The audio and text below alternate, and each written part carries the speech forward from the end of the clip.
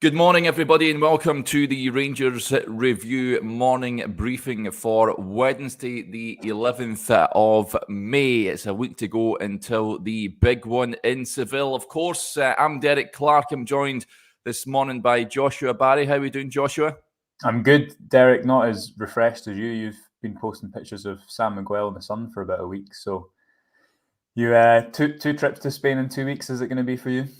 Yeah, there'll be more pictures of San Miguel's in Spain come Sunday, that's for sure. Cannot wait to head back out there.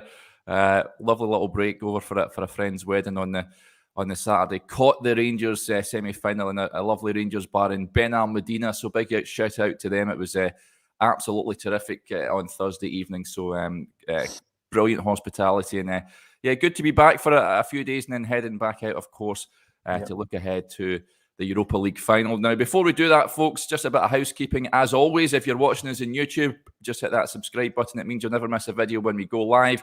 And as Joshua will just quite rightly say, we've got a new sponsor for the Rangers Review as well. And Joshua, take it away.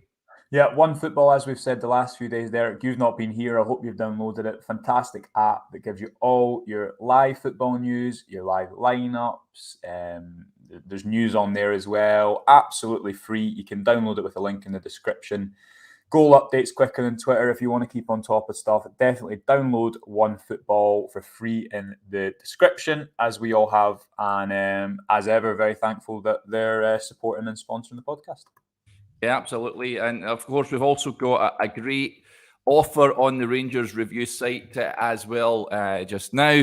I'm sure you've all seen it on our social media channels, where you can subscribe to the website for £6 for 6 months worth of content. So £1 a month gets you access to all the content on there. Not only that, you also get entered into a draw to win 2 tickets for the final on Wednesday. Now, that also applies for subscribers that have subscribed since the start. You should get an email detailing how you can enter into that prize draw. So, 2 tickets up for grabs for the final next Wednesday. Just head over to rangersreview.co.uk/subscribe. Joshua's put the link in the comments section there. And you can find out the details on how to get yourself entered into that prize draw. I mean, they're absolute gold dust, Joshua. Family members I know that are heading over looking for tickets as well. My dad's heading over, and there's so many people heading over there just looking for a ticket to this game. It's the biggest game I know you talk about probably since 2008, but there's a real feeling that Rangers can go all the way here and make history like they did 50 years ago. Yeah, and just quickly, Derek, as well, I've seen a couple of questions about a fan zone. I've asked a couple of people at the club about that, and I gather that it's we're going to get that information in the next kind of couple of days because there's a lot of people going out, as you say. I think absolutely. I think the difference is, and this is something that seems to be quite, agreeable across the board, is that the difference between this and 2008, and perhaps the obviously, because it's now, we want to make it a bigger game than 2008. And obviously in 2008, I was young, but I can remember how big it was. I think the difference is with the expectation. In 2008, they scored 5 goals to get there. This time they scored 16. In 2008, they definitely had the most difficult team probably in the run at the end, you'd say, Derek. Whereas now, this time round, you'd say, well, you've beaten 2 really strong German teams and yes, Eintracht Frankfurt went away and won at the Nou Camp. They're going to be a really difficult team to beat, but it's doable. The expectations there, so absolutely huge. And like yourself and everyone else, can't wait. And the league duty that ensues tonight, hopefully it will be like Sunday.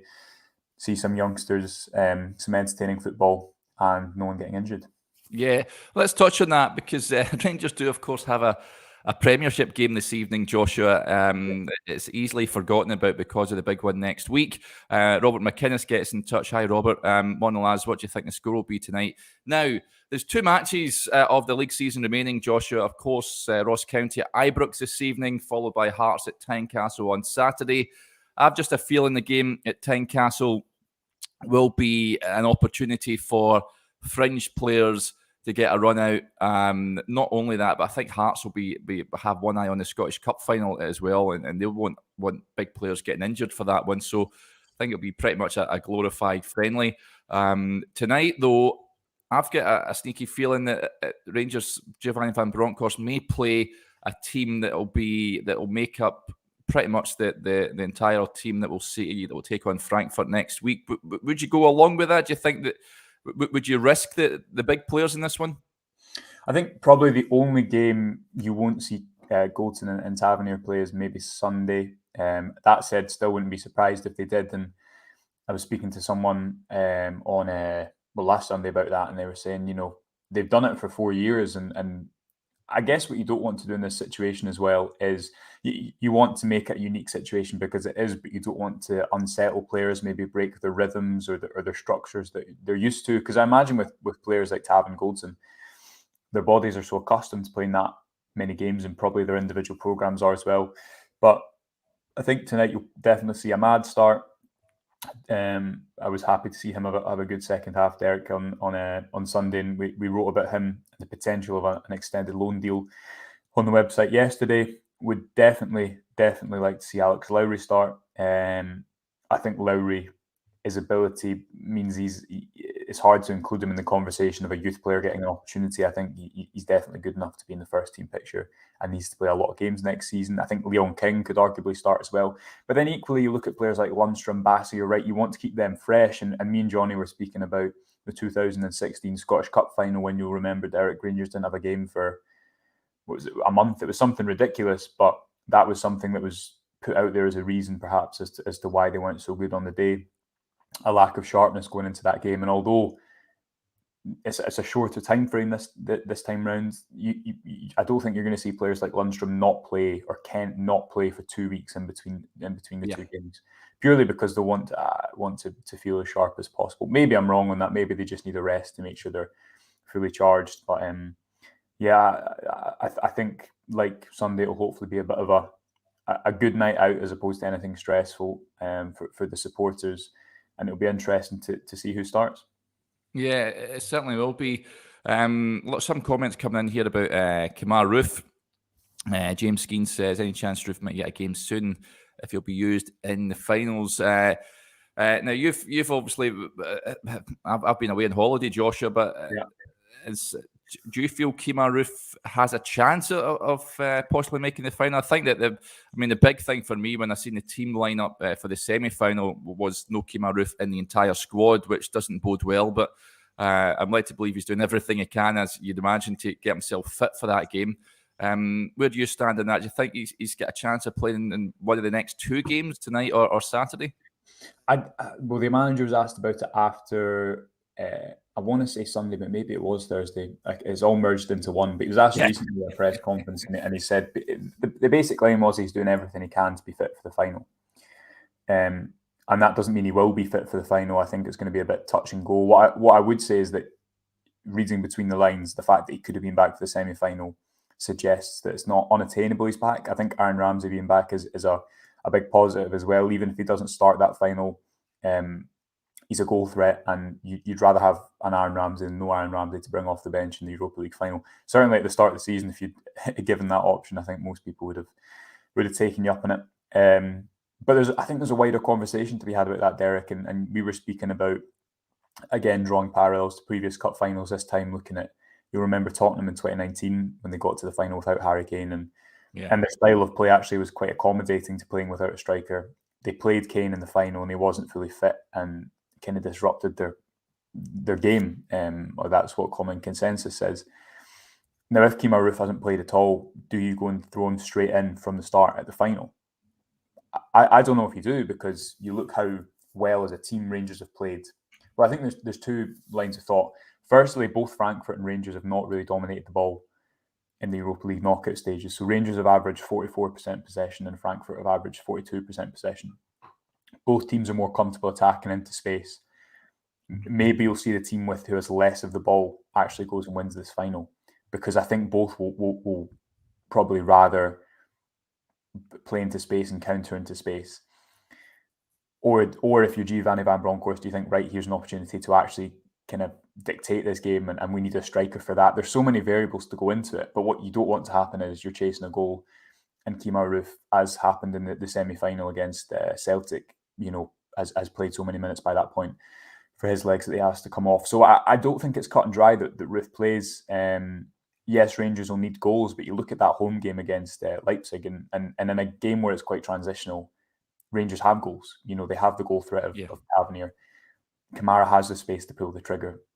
It's not the same as a Braga home game where Rangers were totally dominant, had an expected goals or something absolutely ridiculous. Like, I think it was almost 6. It was the highest in Europa League knockout competition. So I'd be interested to know what other people think about that. But for me, it's not a case of if Roofe is 60% fit, let's get him in the team. I think what has got Rangers here, as much as individuals, is the collective effort, is the team's shape without the ball and their discipline without the ball. I thought Joe Rebo's done okay in that position, but you could conceivably see Rangers, their top scorer is still in the team in this competition, and that's important to remember. I put a tweet out yesterday saying James Tavernier versus Kostic is going to be quite the battle, and it is, because I think Kostic has got the most goals and assists aside from James Tavernier. That battle up Rangers left, Frankfurt's left is going to be serious, and I don't think it's as simple as get Kemar Roofe on that pitch even if he's walking. Yeah. Some questions coming in about Aaron Ramsey as well. Wanted to touch on Joshua. It's just popped away for a little second, folks, but we'll get him back very shortly indeed. Some of the questions come in very much along the same lines of Kemar Roofe. Billy McCulloch says, if Ramsey plays tonight and at the weekend, does he start in the final? Of course, he came on played against Dundee United on Sunday. Joshua, where do you stand on that? Of course, he was in the squad against Leipzig at Ibrox. Wasn't used, wasn't needed from the bench, but you'd imagine you'll get more game time tonight and possibly Saturday with the view of possibly starting in the final. Would you go along with that? My laptop was about to go out of charge, Derek, so I just needed to plug her in. I mean, we've had this discussion about Stephen Davis. Why isn't Stephen Davis playing in Europe? And for me, that home game against Leipzig gives you all your answers when you look at that midfield, because you look at the trio of Kamara, Jack, and Lundstrom, and it's flexible. And that's what Van Bronckhorst loves, and that's what has got Rangers to this stage of the competition. So you can have Lundstrom playing at right centre half, but then going into the middle of the pitch. You can have Kamara playing in the midfield too, but then, as we've seen for the first goal, playing with his back to goal, acting as a makeshift target man, helping Rangers get them up the pitch, and then scoring the second goal. They're dynamic players. And with Ramsey, obviously Ramsey has built his career on being a dynamic box-to-box runner. He struggled with injuries. We've seen him, I think, since he's come to Ibrox, you've not really seen a game where you've thought probably he's at his absolute peak fitness, and because he's been derailed by injuries. So I don't know if you want to start Aaron Ramsey in that final, because for me, you look at someone like Glenn Kamara, who's done so well, but it's more, again, a part of the conversation is the system. The game at home, Roofe and Ramsey were really good at home against Braga, but it was a different type of game. As we just discussed, Rangers had almost 6 expected goals. They were absolutely peppering the Braga's goal. But it's going to be a different type of game against Frankfurt, and I think you're going to need the ability to change in game. Ramsey, I don't think, is a player who's at his best with his back to goal. We spoke about that right back when he started, when he came to the club, and also again to draw parallels to that Tottenham team, and I don't know why it's cropping up in my mind, but you probably want a bit of continuity with the team that's got you there, the team that played so well in the semi-final. I mean, I don't know, but even you look at Scott Wright, who not many people would have picked him in the first 11 Rangers players to play in a European semi-final. But he did his job. He was part of a system. He used his dynamism, and it worked well. And that allowed the key players, Tavernier and Kent for the first goal, Kamara with a real touch of class for the second goal, to go and make the difference. And I think that will be a similar game in where is it again? Where are we going? Seville. That's right, Seville. And you'll need the options to change in game. And I think that's what the manager will always prioritise. And that's why I've not seen the likes of Davis play as much in Europe. That's just my opinion. So will he start in the final? I don't know. You've also got to, I guess is there any consideration given to the Scottish Cup final? Not in terms of, I don't think there'll be any decisions made with a view of absolutely not. No, but it'll be considered in terms of, someone will have to play it, won't they? Someone will have to play it. I don't know how you get around that. I mean, that's a whole other podcast in and of itself, because you're right. No one's going to be that fussed about the Scottish Cup, but they've still got to go and play it. So, the midfield three for me, I think, kind of picks itself. And then, do you want to take Joe Rebo at the side? Not really. I mean, Joe Rebo's underlying creative numbers, XG assisted, are the best in the competition. You don't want to take that out of the team for me. Maybe it's a case if you want to have these two players on the bench to bring them on later, but I can understand that would probably not be the popular opinion. And again, to go back to that Braga game, if you don't have Kemar Roofe, you maybe don't win that game. So listen, this is why we're not the manager and we speak about it, Derek, because it is really difficult decisions. What you would say is that the manager's got really all the decisions right to this point. Yeah, he certainly has it. A good evening to the Crypto Night all the way from Brisbane. He says, evening DC, evening Yanis, evening Bears from the Brisbane Loyal. Brilliant to see you tuning in this morning or this evening where you are. Ali Quinn says hello as well.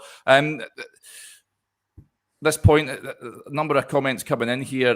Joshua, there was one I seen about Alex Lowrie. Yep. I would play Lowrie. He's got the X factor now. You've seen him on Sunday. Again, earning plaudits for his performance that sort of belies his tender years. Signing that new contract is a huge boost. Is there a shout that he could feature at some point in the final, do you reckon? I don't think it would kind of overawe him. I think what you see, as we've spoken before, he has that confidence about him, which I think is important as a creative player. My favourite thing about Alex Lowrie, and you'll notice this, people who are going along to the game tonight, if he plays tonight, you'll notice this, is when he takes his first touch. You see players that take their first touch to maybe set themselves or move inside. Stephen Davis does it really well. But Lowrie always does this. It's hard to describe, but he almost flicks the ball in field. So he does that thing where he'll open his foot up and then he'll close his foot, which allows him to cut inside his man. And he has that little yard of pace as well, and he can go on the outside. So he's such a difficult player to stop, and he always tries adventurous passes. I mean, that pass for Diallo that was offside was ridiculous. And if you look, I put out his pass map on my Twitter a few days ago, and it wasn't, there wasn't loads of successful passes, but you're not looking the percentage maybe wasn't highest, but you want players to take risks in those situations at points. You want players to try and move the ball vertically, move it up the pitch. And I think that's probably why Lowrie started to play on the left side, because he can do that. And we know that, as we've got on the website today, Craig Vickers has been writing about that, how much Van Bronckhorst likes playing vertical football. I don't think he'll start in Seville, but I think I'd be surprised if he doesn't start tonight. And I think the wider conversation about Lowrie is he's got to really be in the first team conversation next season. Same with Leon King for me. Yeah. I think both 18 years old, they've got a lot of time to develop, but I just think they're ready, and I think Van Bronckhorst will give them their opportunity, to be fair. And Lowrie, the thing with Lowrie is we forget he's actually hardly had a chance. He's had a chance in terms of the managers bled him in much more than the under Gerrard, there wasn't that much of it. But in terms of actual 3, 4, 5 games to actually put a run together, get a bit of a feel for the first team, this is always Lowrie coming on against Dundee away in the Cup and providing assist right away. Lowrie coming off the bench in a stale game against Stirling Albion and scoring the goal. Lowrie playing against Livingston in that 1-0 game and actually being pretty bright as well. So I think there's a lot more to come from him. And I think, I always go back to, I think he's got that confidence and a little bit of the assurance about him as a creative player, which is so important. And the supporters absolutely love him as well, which I do think you need as a creative player, because you're going to get a lot of things wrong as well, such as the nature of that role. Yeah, a big shout out to Calder Wood has got in touch. The Sydney True Blues are tuning in, so great to have your company, lads. So many comments coming in here, Josh, it defies belief. Lots just singing the praises, of course, of Alex Lowrie. John Dooley says King and Lowrie look like they've been playing in the first team for years. Leon King, I've been off on holiday, but by all accounts, Joshua, he was very comfortable and composed at the weekend. Were you very impressed by his performance? Yeah, I think it was, when he came on against St Mirren, he actually clipped a few balls, because he normally plays on the left side, and he's quite comfortable on his left foot, and he actually moved into left back and put a cross that Ahmad was quite close to converting right across the face of goal. But he also has that nice little move where he clips the ball out to the right, and he did that a couple of times for Ahmad. Won his duels, really comfortable. Look, and the thing you'd say about both of them is they don't look like young players. They don't have nervous moments. they've been playing against men in the Lowland League, which I know is a debate amongst Scottish footballers to the Colt teams, but certainly when you look at their development, it's hard to, from a Rangers perspective, it's hard to argue against that. And I think what you would say as well is that the benefit of that system, as opposed to putting these players out on loan, is that these players have been training with the first team every single day. And I know sometimes if a player maybe goes to a part-time club, they'll still do that. But Lowrie and King have been completely in, and McCann, who I thought did well also, and Devine maybe to a lesser extent, hasn't been around quite as much. They're in that first team environment, training regularly with the players, going on trips, and they look accustomed and comfortable when they come onto the pitch. And I don't think that's a coincidence. So, you know, they're both on relatively long-term deals now. I think King 2025 as well. He's certainly a good few years from now. Lowry's obviously 2025. Yeah. And I thought McCann looks pretty tidy on the ball and took risks, didn't just play safe passes when he came on. So hopefully a little bit more of a sighting of them tonight. I think as well, Ahmad would really like to see him get some more game time. I think he's adapted to Scottish football. I think to his credit, he's knuckled down and not moped and tried to, you know, you see him after the semi-final, both semi-finals actually, Derek, he loves it. And I think he's really bought into that. And I think there probably is a wider conversation to see now he's adapted to the Scottish game. And for me, you look at those, he took 2 big tackles in the second half, just after coming off the bench. And not tackles that won the ball, both hit him. But he got up, the next time he got the ball, he made sure he got it beyond his man. And his quality in the final third, his ability to go beyond that arrowed run he made for his goal is what Rangers need from their wide forwards. So again, that's probably a podcast for another day, but I think it's good to see that evidently there's no attitude problems there with him. He's knuckled down, he's bought into the club, and it was great to see him get his goal as well. Hopefully another one from tonight. Yeah, I seen him posting a great photo in the dressing room as well. He's actually he's really buying into it all, and it must be so exciting being around the club at this point in time. Just a point here by Brian Harley, Joshua, just before we go. I'm not too sure about this. I'm sure there'll be an update shortly, I'd imagine, any news on the fans on the Ibrox for the final. I think you sort of touched on it at the start. There'll be a bit of information, I think, will be released by the club shortly. Yeah, well, and we'll make sure to see if there's any more information. We're at Ibrox tonight, obviously, but the club are well aware of where fans are going to be, and I think it will just be liaising with the relevant people at the moment. But we will update in due course, and be nice to hopefully see as many subscribers as possible in Seville. We've seen a good few in Leipzig and whatnot. So good luck to everyone for the tickets competition. And I can't fingers crossed for you all, but whoever wins, I'm sure will be absolutely deserving. Yeah, just a reminder that, folks, before we go, if you subscribe to the Rangers Review, it's £6 for 6 months worth of content. So just £1 a month. So that in itself is absolutely sensational. Just head over to rangersreview.co.uk/subscribe. The link is in the comment section there. You also get entered into a prize draw for 2 tickets for the final next Wednesday. Subscribers that had originally signed up to the site can enter the draw as well. You should get an email detailing how you can enter the draw for those 2 tickets in Seville. So check your inbox and see how you can enter into that. Okay, that'll do us there, folks. Thanks to everyone for interacting with the show as ever. It really is much appreciated. Just under a week now until the big one. But of course, Ross County this evening, Ibrox. If you're heading along to the game, go and have fun. It's the last match at Ibrox, of course, of the season, so I'm sure the players will get a right good send-off. Until then, we'll be back again tomorrow, but until then, enjoy the rest of your Wednesday.